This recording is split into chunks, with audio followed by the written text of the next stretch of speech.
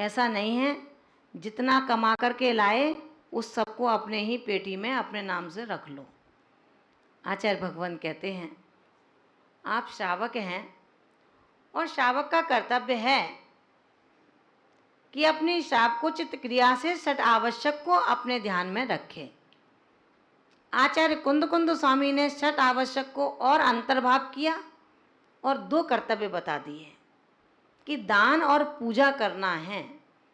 आप अपनी पूंजी को अपने दुकान से लेकर के आते हैं और आप यदि सच्चे श्रावक हैं तो उस पूंजी का लेखा जोखा करने के बाद जो अपने को बचत होती है उसमें से अपने आय का जो परसेंटेज जिस श्रावक ने बना रखा है, वैसे तो आचार्य जिनसेन स्वामी कहते हैं कि श्रावक को संपूर्ण आय का 6वां हिस्सा धर्म में दान के लिए निकाल देना चाहिए। लेकिन फिर भी हम पूरा ही हड़प लें, ये जैन शासन नहीं कहता। वो कहता है न्यायोचित रूप से आप भोग करें, आप उस द्रव्य को निकालें और निकालने के बाद में उसको अपने धर्म में इस्तेमाल करें।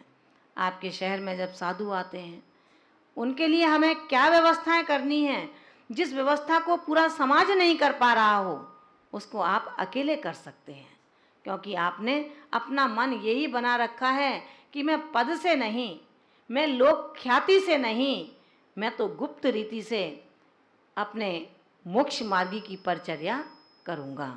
आचार्य भगवान उत्तम दान उत्तम पात्रों को देने से उत्तम फल की प्राप्ति होती है, इस 17वीं कारिका के माध्यम से हमें बताने चल रहे हैं। खेत विशेष काले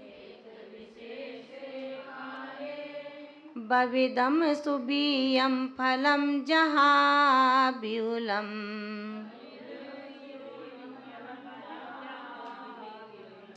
होई तहाँ तम जानह पत्त विशेष सुदान फलम खेत विशेष काले बविदम सुबियम फलम जहाँ ब्यूलम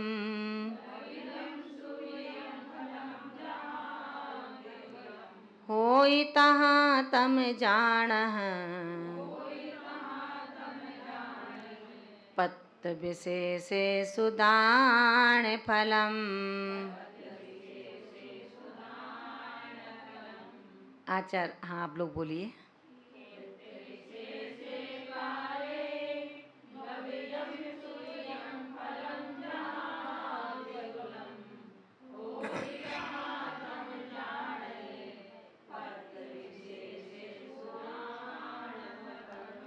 देखिए, आचार्यों ने कहा है, जब हम ग्रंथों को पढ़ते हैं, अध्ययन है ये, प्रवचन नहीं है, जब हम अध्ययन में बैठते हैं तो खुले मन से खुले कंठ से इन गाथाओं का उच्चारण करें, क्योंकि आज यदि इन गाथाओं को उच्चारण नहीं करेंगे तो ये रचना हमारी कभी मूक भी हो सकती है।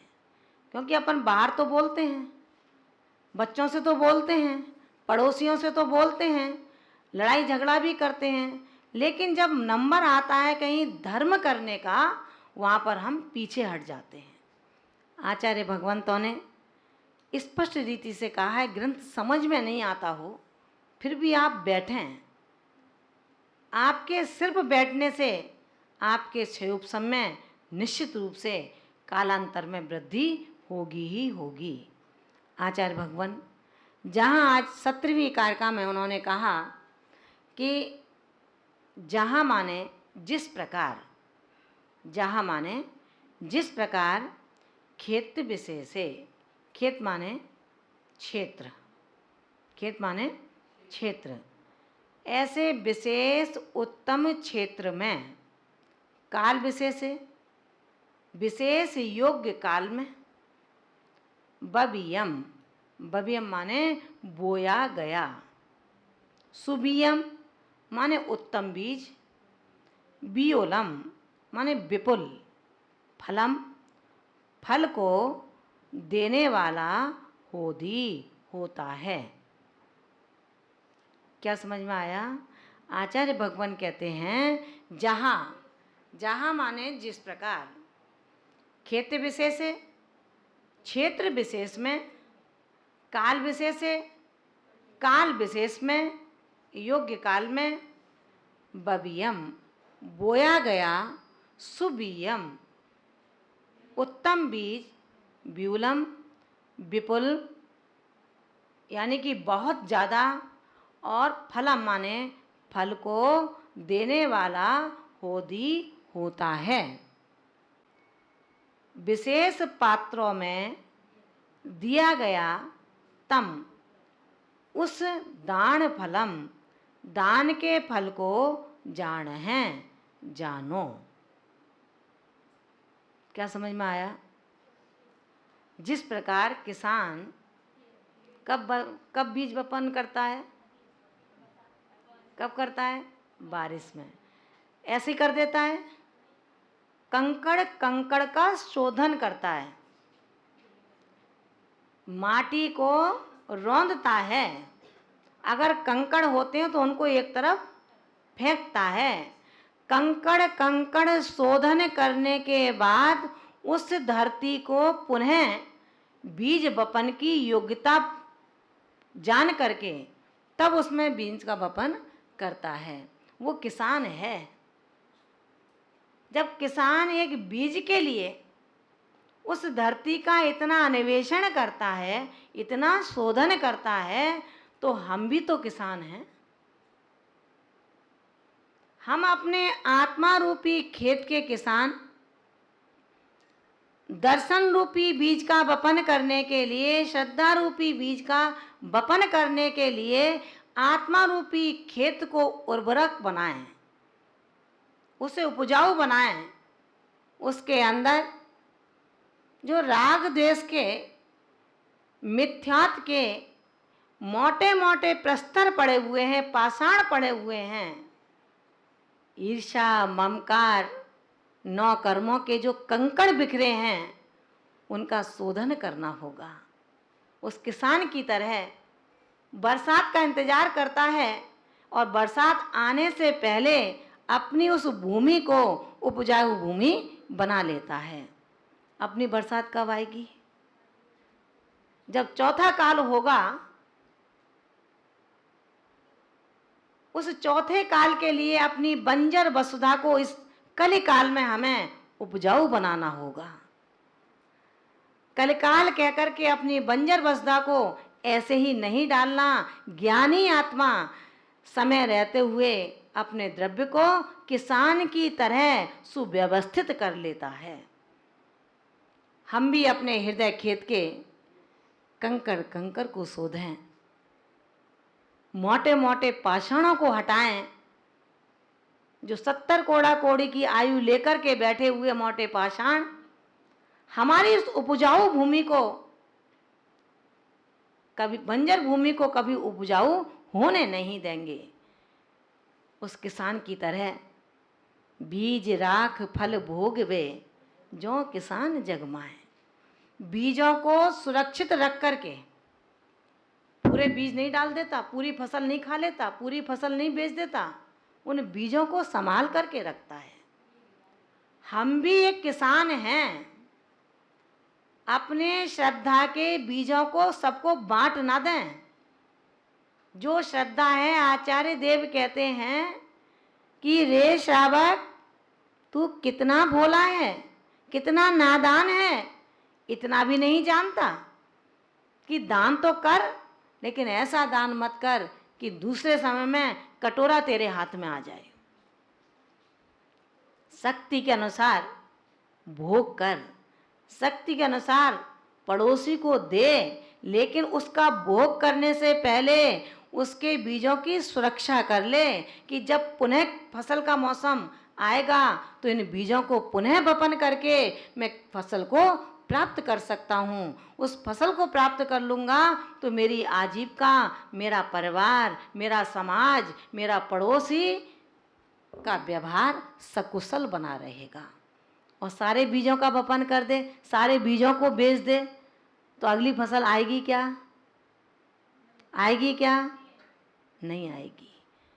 इन कर्मों का जो उदय आ रहा है, इन उदयागत कर्मों में सावधान रहें, क्योंकि कर्म जब भी उदय में आता है, अभी आप बात करेंगे तो आपको निद्रा कर्म नहीं आएगा, किसी की निंदा करेंगे तो निद्रा कर्म नहीं आएगा, किसी के घर की आवाज़ तेजी से आ रही हो, उसको जानने के लिए हम दूसरों को कितनी अच्छी तरह बोलते हैं, कितने प्यार से बोलते हैं, उनके प्रति हम कितनी संवेदना व्यक्त करते हैं। वही व्यक्ति जब तुम्हारी एक बात नहीं मानता, तो जिसकी संवेदना आपको आज हो रही है, दूसरे समय में वो ही बहुत बुरा हो जाया करता है। कैसे हो तुम ज्ञानी? मात्र जैन कुल और आर्य की संगति को पाकर के 2, 4, 40 ग्रंथों को पढ़कर के आप अपने आप को विदुषी कहते हो, विद्वान कहते हो, पांडित्य कहते हो। आचार्य कुंद जैसे दिग्गज आचार्य ने कभी अपने लिए, उन्होंने अपने माता पिता का नाम भी घोषित नहीं किया। आचार्य भगवंत कुंद स्वामी हम सबको यही शिक्षा देते हैं कि ज्ञानी की जब तक ज्ञान की मोहर नहीं लगेगी तब तक तू कहता रहे मैं विद्वान हूं, लेकिन तू कभी विद्वान नहीं हो सकता।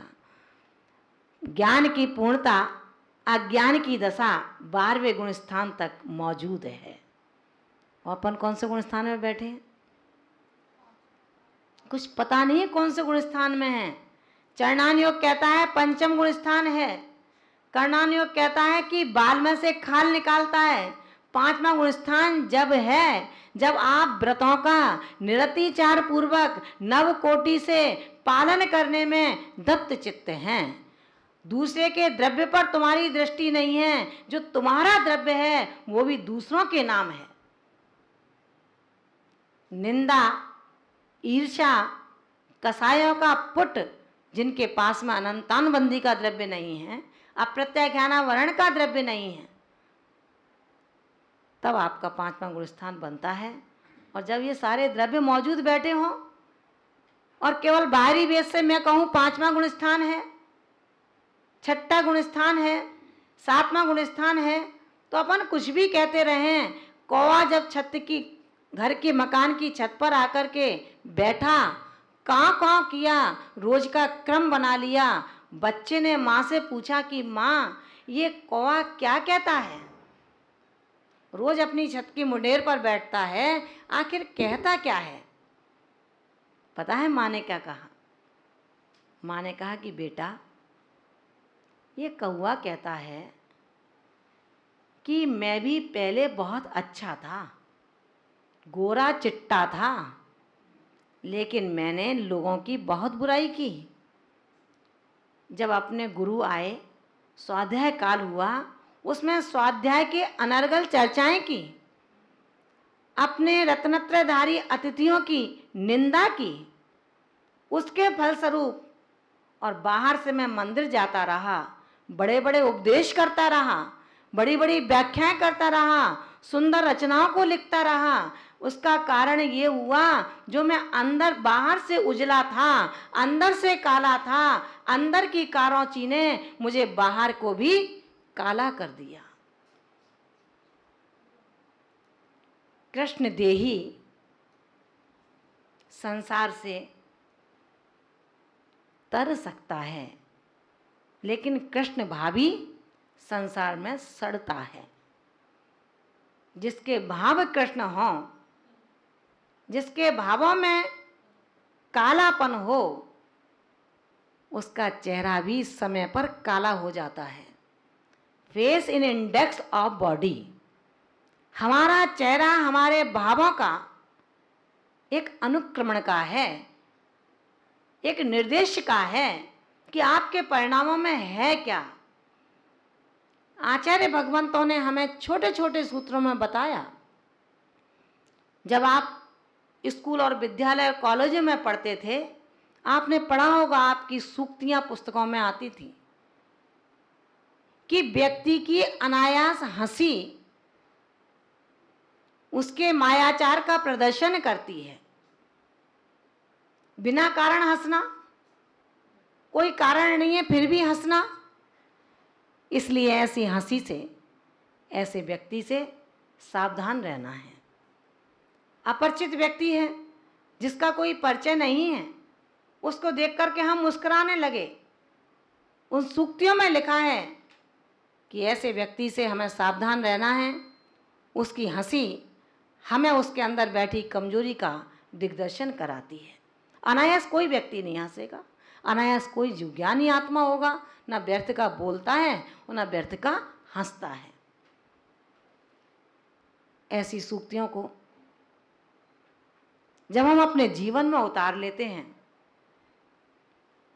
तो हम ये समझ सकते हैं कि मेरे जीवन का उत्तम समय कौन सा होगा, मेरे जीवन का उत्तम क्षेत्र कौन सा होगा, मेरे जीवन का उत्तम बीज कौन सा होगा और मेरे जिंदगी का उत्तम फल कौन सा हो सकता होगा। आचार्य कुंद कुंद भगवंत ने जैसा हमें आज बताया कि उत्तम क्षेत्र में विशेष योग्य उत्तम काल में बोया गया उत्तम बीज, बीज कैसा होगा? उत्तम बीज। सड़ा गला होगा तो हो सकता है क्या? आचार्य भगवंत कहते हैं बीज भी ऐसी मिट्टी में बोया जाता है जिसके अंदर पात्रता है, योग्यता है, और बीज भी वही बोया जाता है जिसके अंदर पुनः उगने की, फसल देने की शक्ति है। ऐसे ही ज्ञान दान उसको ही दिया जाता है जिसके अंदर क्षमता है अपने हृदयस्थ करने की। कान दो दिए हैं। स्कूल में बहुत सारे बच्चे बैठते हैं, 200, 250, 150, 80, 50, 100, जैसा स्कूल, जैसा विद्यालय, जैसा कॉलेज। जब बड़ी बड़ी क्लासों में जाने लगते हैं तो एक क्लास के अंदर 200 स्टूडेंट होते हैं,